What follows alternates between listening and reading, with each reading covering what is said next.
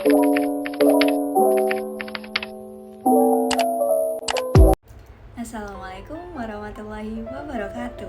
Perkenalkan, saya Indah Kumalasari, absen 15 dari kelas 3D Akuntansi Manajemen. Di sini saya akan membahas sebuah topik mengenai implementasi strategi. Subtopik yang akan saya bahas dari bab implementasi strategi ini yakni ada 5. Yang pertama yaitu hubungan perumusan strategi dan implementasi strategi. Yang kedua ada berbagai problem dalam implementasi strategi. Dan yang ketiga yakni proses implementasi strategi. Yang keempat adalah implementasi strategi menurut kebijakannya. Dan yang kelima atau yang terakhir yaitu tantangan. Baik, yang pertama di sini saya akan menjelaskan tentang hubungan perumusan strategi dan implementasi strategi. Implementasi strategi di sini adalah perumusan strategi dan evaluasi strategi. Oleh karena itu, penerapan strategi ini merupakan titik awal yang penting bagi keberhasilan strategi yang dipilih oleh sebuah organisasi. Di PowerPoint yang sudah saya buat, saya juga menyiapkan diagram untuk memahami hubungan antara pengembangan strategi dan implementasi strategi. Baik, yang pertama di sini ada sukses. Sukses ini adalah hasil yang paling didambakan oleh setiap perusahaan. Nah, situasi ini dapat terjadi jika perumusan strategi perusahaan dipersiapkan dengan baik serta implementasinya. Dan yang kedua ada masalah. Masalah ini adalah situasi di mana perusahaan merumuskan strateginya dengan baik tetapi implementasinya yang buruk. Yang ketiga yaitu roulette. Ini adalah situasi di mana perusahaan tidak pandai merumuskan strateginya tetapi perusahaan menerapkan dengan cukup baik. Dan yang terakhir, yang keempat yaitu kegagalan. Kondisi ini tidak diinginkan oleh perusahaan. Hal ini terjadi karena strategi perusahaan tidak dirumuskan dengan baik. Nah, begitu juga dengan implementasinya. Nah, dari penjelasan tadi kita dapat mengambil kesimpulan bahwa ada hubungan yang erat antara pengembangan strategi dan implementasi strategi. Meskipun relevan, ada perbedaan yang mendasar dalam pengembangan dan pelaksanaan strategi. Pembedaan antara pengembangan strategi dan implementasi strategi menurut David tahun 2012 di sini dibedakan menjadi 2. Yang pertama yaitu formulasi strategi dan implementasi strategi. Pada formulasi strategi, perumusan strategi adalah memposisikan kekuatan sebelum mengambil tindakan. Namun pada implementasi strategi, pengelolaan kekuatan yang semua aspek selama tindakan dijalankan. Pada formulasi strategi fokus pada efektivitas, namun pada implementasi strategi berfokus pada efisiensi. Lalu pada formulasi strategi lebih dari proses intelektual, namun pada implementasi strategi lebih dari proses operasional. Pada formulasi strategi membutuhkan keterampilan intuitif dan analisis yang tajam. Namun pada implementasi strategi di sini membutuhkan motivasi khusus. Pada formulasi strategi memerlukan koordinasi antara beberapa individu. Namun pada implementasi strategi di sini hanya skill kepemimpinan.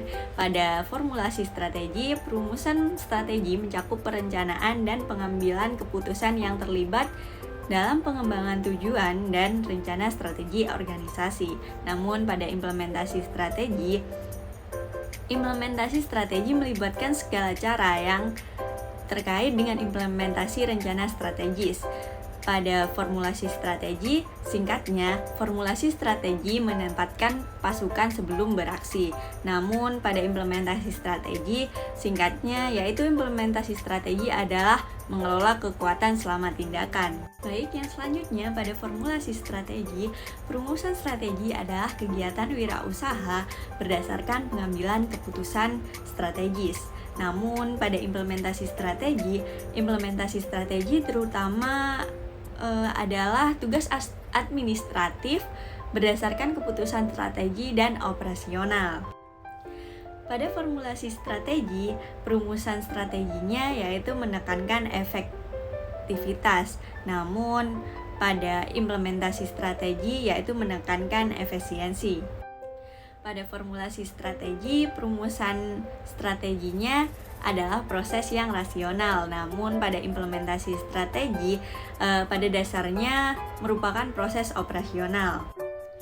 Pada formulasi strategi, perumusan strategi membutuhkan koordinasi di antara beberapa individu, namun pada implementasi strategi membutuhkan koordinasi di antara banyak individu. Pada formulasi strategi, perumusan strategi ini membutuhkan banyak inisiatif dan keterampilan yang logis. Namun pada implementasi strategi membutuhkan sifat-sifat motivasi dan kepemimpinan yang spesifik.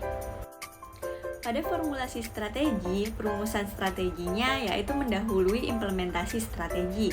Namun pada implementasi strategi sendiri mengikuti perumusan strateginya.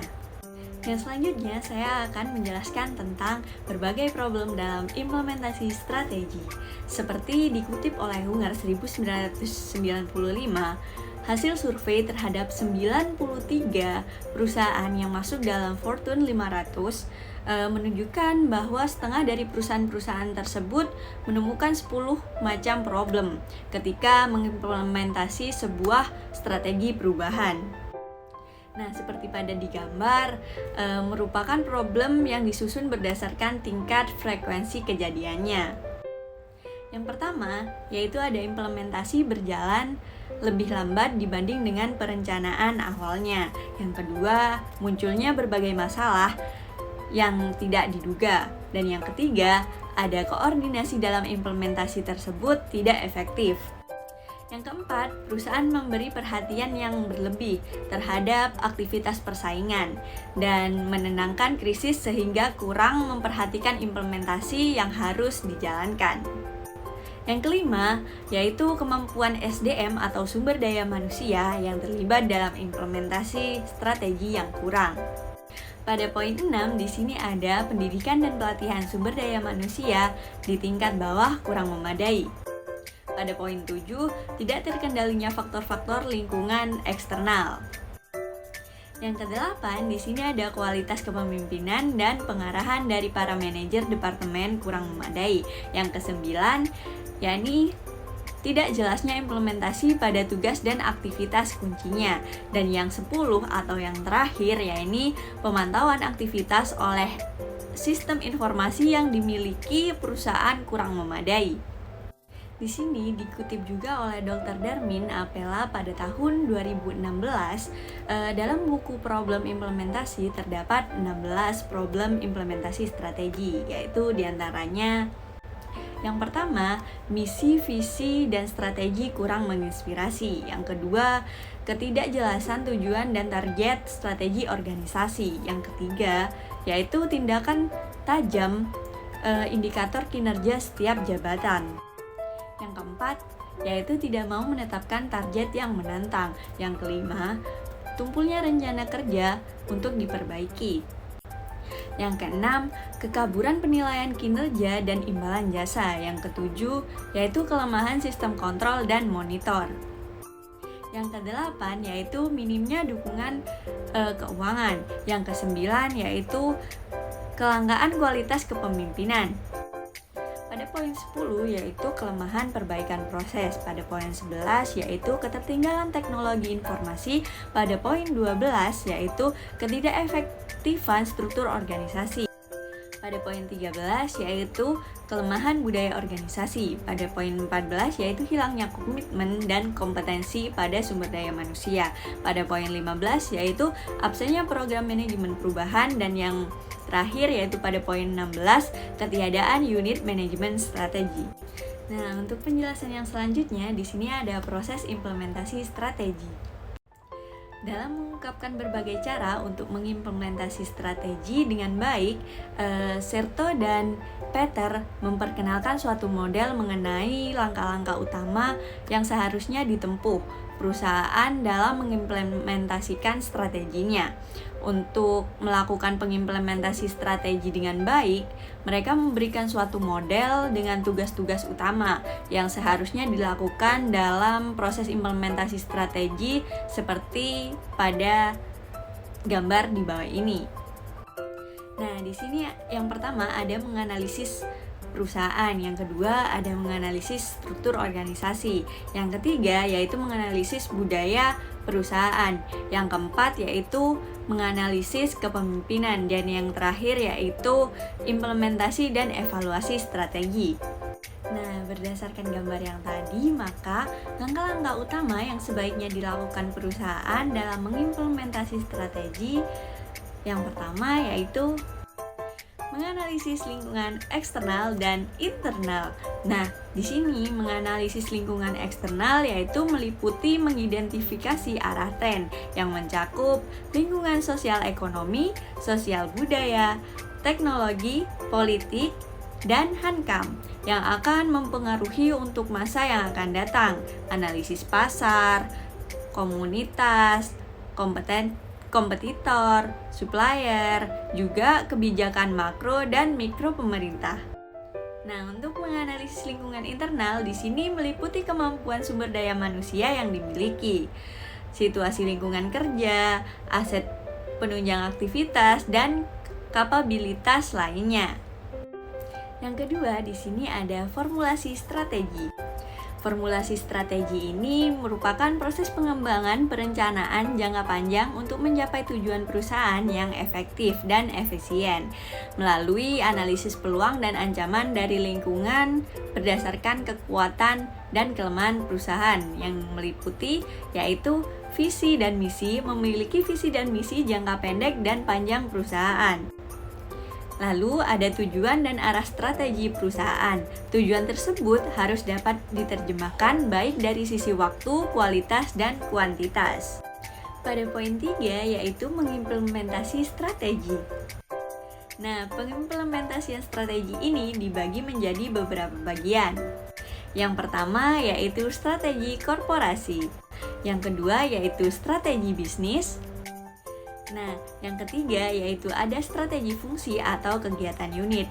Di sini strategi fungsi dibagi lagi menjadi 3 bagian. Yang pertama ada kegiatan operasional, yang kedua yaitu bidang administrasi dan keuangan, dan yang ketiga yaitu ada bidang sumber daya manusia dan organisasi. Pada poin 4 di sini yaitu evaluasi dan pengendalian. Untuk proses pengawasan terhadap seluruh aktivitas perusahaan, apakah sudah berjalan sesuai dengan perencanaan dan strategi yang mereka pilih, melalui metode analisis perbandingan kondisi pencapaian aktual dibandingkan dengan perencanaan awal. Metode laporan analisis ini biasanya diterapkan pada periode mingguan, bulanan, dan tahunan agar segala penyimpangan dapat dievaluasi dan diperbaiki kinerjanya sehingga diharapkan apa yang telah direncanakan dapat berjalan dengan semestinya. Nah, di sini ada 4 implementasi proses manajemen strategi. Yang pertama yaitu membuat bisnis plan tentang rencana jangka panjang yang hendak dicapai oleh suatu perusahaan. Yang kedua yaitu menyusun standar operating prosedur keuangan dan operasional. Yang ketiga yaitu menyusun budget. Nah, menyusun budget di sini yaitu perencanaan anggaran pendapatan dan beban untuk masa yang akan datang, misalnya pada periode 5 tahun. Yang keempat yaitu menyusun program job description yang jelas dan terarah. Untuk penjelasan yang selanjutnya yaitu menurut Hunger 1996, untuk melalui proses implementasi, pihak manajemen harus memperhatikan 3 pertanyaan seperti berikut ini. Pertanyaan apa sih yang harus diperhatikan? Yang pertama, yaitu siapa yang akan melaksanakan rencana strategis yang telah diformulasikan. Dan yang kedua, yaitu apa yang harus dilakukan. Yang ketiga atau yang terakhir, yaitu bagaimana sumber daya manusia yang bertanggung jawab dalam implementasi akan melaksanakan berbagai aspek yang perlu dilakukan. Penjelasan yang selanjutnya yaitu tentang kebijakan implementasi strategi. Nah, kebijakan sendiri adalah arah yang dirancang untuk memberikan pedoman pemikiran, keputusan, juga tindakan manajer dan bawahan mereka dalam mengimplementasi strategi perusahaan. Kebijakan ini dapat bersifat tertulis dan formal, atau tak tertulis dan informal. Nah, implementasi strategi sendiri adalah tahapan manajemen strategis yang terdiri dari kemampuan manajerial, administratif, persuasif dalam sebuah tindakan. Nah, di dalamnya terdapat proses di mana rencana strategi dan kebijakan dituangkan ke dalam tindakan seperti pengembangan program, anggaran, dan prosedur. Di sini ada beberapa manfaat implementasi strategi kebijakan. Yang pertama yaitu menetapkan pengendalian tak langsung atas tindakan independen dengan menyatakan bagaimana sesuatu itu harus dilakukan saat ini. Yang kedua yaitu mendorong cara penanganan yang sama terhadap kegiatan yang sama, sehingga membantu mengurangi friksi akibat favoritisme dan diskriminasi. Manfaat yang ketiga yaitu memastikan pengambilan keputusan yang lebih cepat dengan standarisasi jawaban terhadap pertanyaan yang pernah diajukan sebelumnya. Pada manfaat yang keempat yaitu melembagakan aspek-aspek dalam pengambilan keputusan repetitif sehari-hari.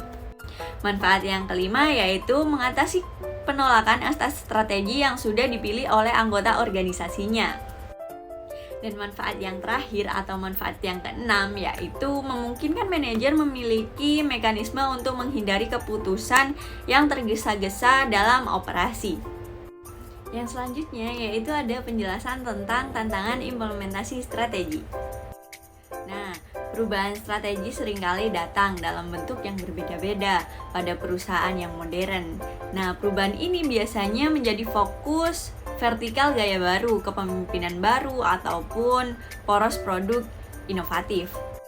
Eksekusi strategi menurut Harvard Business School dengan cara yang tidak tepat menyebabkan berbagai permasalahan, yaitu yang pertama, kurangnya motivasi karyawan untuk mencapai tujuan. Yang kedua yaitu alokasi sumber daya manusia dan anggaran yang tidak tepat. Yang ketiga yaitu kesenjangan pada struktur dan kepemimpinan. Serta yang keempat yaitu jalur komunikasi yang sangat lemah. Namun alasan dari kegagalan mengeksekusi strategi dari setiap perusahaan itu berbeda-beda, tapi sebagian besar bergantung pada kenyataan bahwa implementasi strategi intensif dengan kebutuhan sumber daya dan begitu menantang pada pengaplikasiannya. Baik, yang selanjutnya yaitu memahami hambatan terbesar dalam implementasi strategi akan membantu Anda untuk terhindar dari jebakan yang paling umum. Nah, berikut ini adalah 4 hambatan terbesar dalam pengimplementasian strategi di perusahaan. Tantangan yang pertama yaitu strategi yang lemah. Nah, inti dari strategi yang lemah ini adalah visi baru. Ini menjadikan kesempatan untuk membuat peta jalan yang fokusnya luas maupun sempit. Anda harus memiliki tonggak yang berbeda, jadwal yang jelas, dan peran yang tepat untuk karyawan. Tantangan kedua yaitu pelatihan yang tidak efektif. Nah, inisiasi strategi baru ini tidak akan bisa menurunkan begitu saja tanpa adanya pelatihan yang tepat untuk setiap karyawan yang bertugas untuk mengeksekusinya. Pada tantangan yang ketiga yaitu kurangnya sumber daya.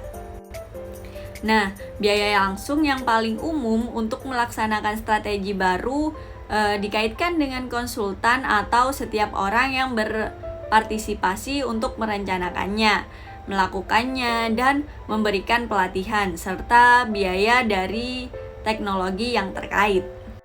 Untuk tantangan yang terakhir atau tantangan yang keempat yaitu kurangnya komunikasi. Nah, komunikasi ini adalah kunci dalam pelaksanaan strategi baru perusahaan. Rencana komunikasi yang efektif harus melalui dari atas ke bawah. Komunikasi yang transparan dan jujur bukan hanya terletak pada organisasi dan efektif, tapi juga langkah yang diperlukan untuk peluncuran baru.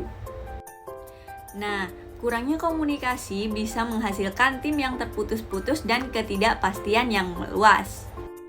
Bukan hal aneh bagi tim untuk tahan terhadap perubahan, khususnya mereka yang telah bekerja dalam jangka panjang. Tidak ada yang bisa mengurangi efektivitas implementasi strategi lebih cepat daripada kurangnya kerjasama antar tim, dan ini disebabkan lemahnya komunikasi. Baik, cukup sekian mengenai penjelasan tentang bab implementasi strategi dari saya. Kurang dan lebihnya mohon maaf. Saya pamit undur diri. Wassalamualaikum warahmatullahi wabarakatuh.